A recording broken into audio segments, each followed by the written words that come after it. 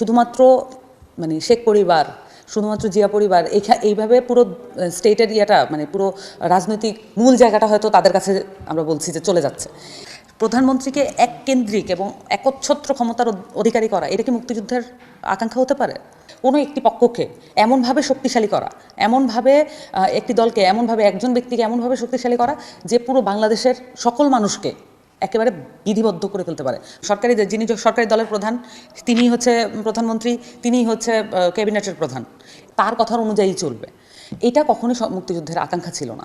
বাংলাদেশের রাজনৈতিক দলগুলো অনেক ক্ষেত্রেই দেখা যায় যে পরিবার কেন্দ্রিক কন্ট্রোলড হয়েছে, এবং আমাদের দেশে যারা এমপি মন্ত্রী হয়েছেন বা আমাদের দেশে বিভিন্ন জায়গায় কমিশনারও যারা হয়েছেন, তারাই দেখা গেছে যে মানে বেশিরভাগ ক্ষেত্রেই পারিবারিক যদি ওই রাজনৈতিক বলয় না থাকে, তাহলে দেখা গেছে তার জন্য এলাকায় একটা সম্মানজনক রাজনৈতিক জায়গা করা খুবই কঠিন হয়ে যায়। এবং আমরা মনে করি যে এই জায়গাটা ভেঙে যাওয়া উচিত। এটা